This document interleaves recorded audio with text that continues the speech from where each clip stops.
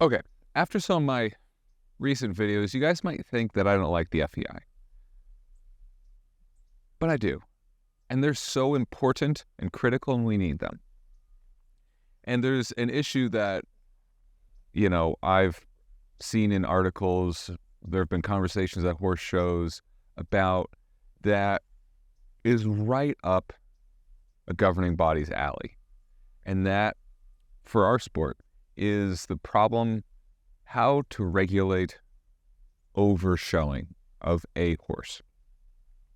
Because a person can go to a bunch of shows, but the horse, the individual horse, how do you successfully regulate to prevent people from overshowing? Now, sure, people shouldn't overshow their horse. I get it. But a governing body is here to regulate those challenging things. So a lot of the solutions I've heard bandied about aren't really great. So let's talk about my idea and why I think it is superior and why I believe it would work for our sport. But first, let's have a little bit of whiskey.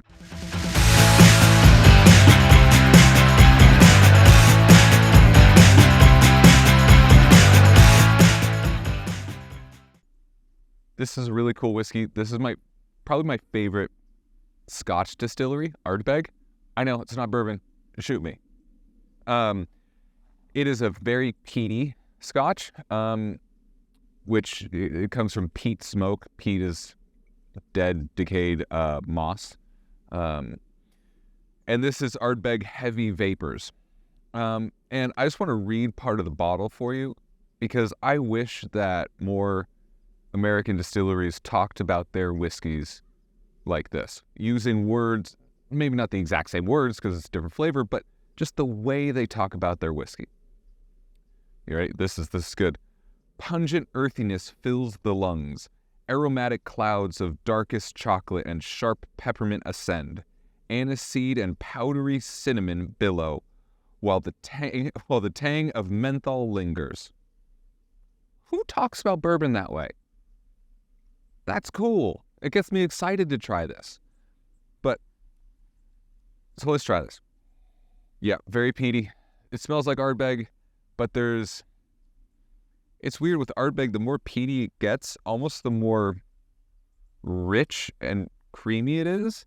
It's not like more smoke as in like you're holding your mouth over a fire and inhaling. It's just so, it's powerful, but it's well-rounded, if that makes sense.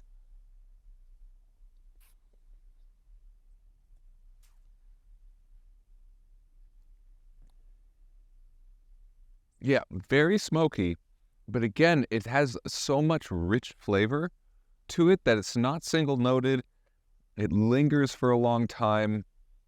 It's just, I'm running out of words to describe these whiskeys because it's just so good. All right, let's talk about the FEI. How could FEI regulate overshowing? The problem with a lot of other ideas is that they are too blunt. Saying you can only take a horse to compete at so many shows per month or every 2 months. But that's too blunt because what if the horse goes to a show and only does one class? One class versus 3 classes at a show is wildly different.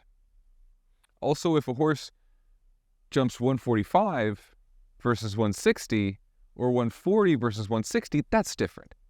So the way you regulate has to be more nuanced and actually make sense for how our sport is competed.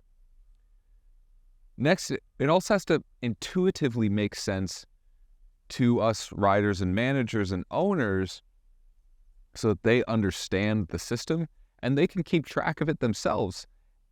And so they don't fall afoul and they, follow the rules. And it needs to be easy for the FEI to track because there's thousands of horses. And they're having to track thousands of horses and how much thousands of horses show. And it needs to be easy so it's cheap to track. Because if it's really expensive, it won't happen, as we've spoken about before. So how do you do it? Well, what I would propose is to give every fence a point value. The smaller the fence, the smaller the point value. A vertical would have less points than an oxer, for example. A 145 oxer that's 1.20 meters wide is less than a 145 oxer that's 1.60 meters wide. Makes sense. And then when the course builder does their course, they already write down the heights and widths of every fence on course so the course can be built. And in that, they also, in this model, would then be able to put the point value of each fence down, tabulate that, and then you would have that point value on the course plan sheet that we look at before we walk the course. So then us as riders would know, what is the point value for this round? And the point, I say points specifically because we already track points in our sport. FEI ranking list, the rider ranking list and the horse ranking list is about points. So we already track points. We already get the idea of points. And then after you have a point value for each fence, and after you then calculate that for the course, you then decide how long do those points last. Because similar to ranking points, as I'm getting FEI ranking points, I'm also losing some on the back end because they age out. If you won a class 2 years ago, that probably shouldn't continue to count today. It's the same thing. And it's important to have the right age range for the jump height points. Because, if we're trying to reduce overshowing is, I would say, in a smaller window of time than over a longer window of time. So what I would say probably every 3 months, you're losing points, your 3-month-old points as you're accumulating them. And I think that window is 3 months. What this system would do is it would be easily trackable, easily understood by riders, managers, so we can organize and plan. It would take into account difference in heights. It would take into account difference in length of the course, if it's 11 fences versus 14. It would take into account if you go to a show and only do one class. All of that would be taken into account. The points would be calculated by the course builder as one small addition to what they already do for their courses.